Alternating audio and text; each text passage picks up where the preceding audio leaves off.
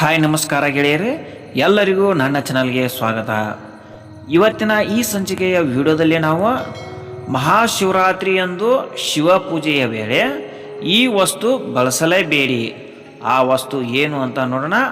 ಹಾಗೂ ಶಿವ ಪೂಜೆಯಲ್ಲಿ ಯಾವ ವಸ್ತುಗಳನ್ನು ಬಳಸಿದರೆ ಉತ್ತಮ ಅಂತ ಈ ವಿಡಿಯೋದಲ್ಲಿ ವಿವರವಾಗಿ ನೋಡೋಣ ಬನ್ನಿ.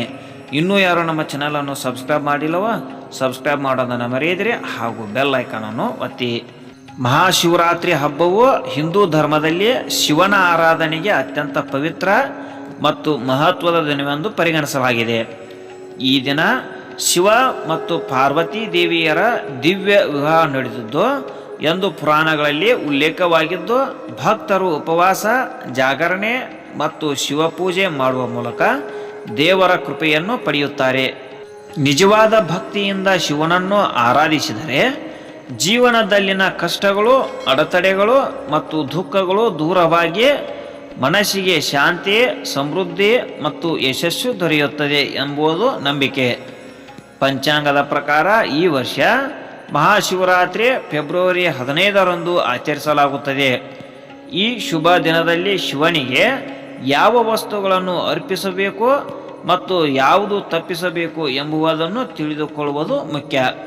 ಶಿವನಿಗೆ ಸರಳತೆ ಅತ್ಯಂತ ಪ್ರಿಯ, ಆದ್ದರಿಂದ ಅಲಂಕಾರಕ್ಕಿಂತ ಭಕ್ತಿ ಮುಖ್ಯ.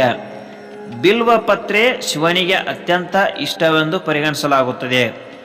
3 ಎಲೆಗಳು ಒಂದೇ ಕಾಂಡದಲ್ಲಿ ಇರುವ ಬಿಲ್ವ ಪತ್ರೆ ಶುದ್ಧವಾಗಿ ಅರ್ಪಿಸಿದರೆ ವಿಶೇಷ ಫಲ ಸಿಗುತ್ತದೆ.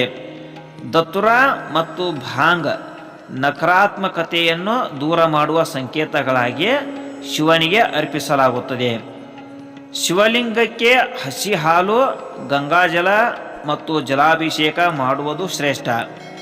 ಬಿಳಿ ಶ್ರೀಗಂಧದ ತಿಲಕ ಹಚ್ಚುವುದು ಮನಸ್ಸಿಗೆ ಶಾಂತಿ ನೀಡುತ್ತದೆ.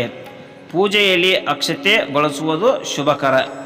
ಆದರೆ ಕೆಲವು ವಸ್ತುಗಳನ್ನು ಶಿವಪೂಜೆಯಲ್ಲಿ ತಪ್ಪಿಸುವುದು ಉತ್ತಮ. ಕೇದಗೆ ಅಥವಾ ಕೇತಕಿ ಹೂವನ್ನು ಶಿವನು ನಿಷೇಧಿಸಿದ್ದಾನೆ ಎಂಬ ಪುರಾಣ ಕಥೆಯಿದೆ. ತುಳಸಿ ಎಲೆಗಳನ್ನು ಶಿವಪೂಜೆಯಲ್ಲಿ ಬಳಸುವುದಿಲ್ಲ. ಸಿಂಧೂರ ಅಥವಾ ಕುಂಕುಮವು ಗೃಹಸ್ಥ ಜೀವನದ ಸಂಕೇತವಾಗಿರುವುದರಿಂದ ತಪಸ್ವಿ ಸ್ವರೂಪದ ಶಿವನಿಗೆ ಅರ್ಪಿಸುವುದಿಲ್ಲ. ಶಂಖದಿಂದ ನೀರು ಅರ್ಪಿಸುವುದು ಶ್ರೇಯಸ್ಕರ ಅಲ್ಲ ಎಂಬ ನಂಬಿಕೆ ಇದೆ. ಪೂಜೆ ಮಾಡುವಾಗ ಮುರಿದ ಶಿವಲಿಂಗವನ್ನು ಆರಾಧಿಸಬಾರದು. ಅಭಿಷೇಕಕ್ಕೆ ನೀರನ್ನು ತಾಮ್ರದ ಪಾತ್ರೆಯಲ್ಲಿ ಮತ್ತು ಹಾಲನ್ನು ಬೆಳ್ಳಿ ಅಥವಾ ಉಕ್ಕಿನ ಪಾತ್ರೆಯಲ್ಲಿ ಬಳಸುವುದು ಉತ್ತಮ. ಶಿವಲಿಂಗದ ಸಂಪೂರ್ಣ ಪ್ರದಕ್ಷಿಣೆ ಮಾಡದೆ ಅರ್ಧ ಪ್ರದಕ್ಷಿಣೆ ಮಾಡುವ ಸಂಪ್ರದಾಯವೂ ಇದೆ. ಮಹಾಶಿವರಾತ್ರಿ ಉಪವಾಸವು ಕೇವಲ ಆಚರಣೆ ಮಾತ್ರವಲ್ಲ, ಆತ್ಮಶುದ್ಧಿ ಮತ್ತು ಆಧ್ಯಾತ್ಮಿಕ ಬೆಳವಣಿಗೆಯ ಸಂಕೇತವಾಗಿದೆ. ಈ ದಿನ ಉಪವಾಸವಿಟ್ಟು ಜಪ, ಧ್ಯಾನ, ಭಜನೆ ಮತ್ತು ಶಿವನಾಮ ಸ್ಮರಣೆ ಮಾಡಿದರೆ ಮನಸ್ಸಿನ ಒತ್ತಡ ಕಡಿಮೆಯಾಗುತ್ತದೆ ಮತ್ತು ಆಂತರಿಕ ಶಕ್ತಿ ಹೆಚ್ಚುತ್ತದೆ. ಶಿವಲಿಂಗದ ಅಭಿಷೇಕ ಮತ್ತು ಪೂಜೆಯಿಂದ ಪಾಪಗಳು ನಿವಾರಣೆಯಾಗುತ್ತವೆ ಹಾಗೂ ಜೀವನದಲ್ಲಿ ಸುಖ ಶಾಂತಿ ನೆಲೆಸುತ್ತದೆ ಎಂದು ಭಕ್ತರು ನಂಬುತ್ತಾರೆ. ಅವಿವಾಹಿತರಿಗೆ ಇಷ್ಟ ಸಂಗಾತಿ ದೊರೆಯಲಿ, ವಿವಾಹಿತರಿಗೆ ದಾಂಪತ್ಯ ಜೀವನ ಸುಖಮಯವಾಗಲಿ ಎಂಬ ಆಶಯದಿಂದ ಈ ದಿನ ವಿಶೇಷವಾಗಿ ಪ್ರಾರ್ಥನೆ ಮಾಡಲಾಗುತ್ತದೆ.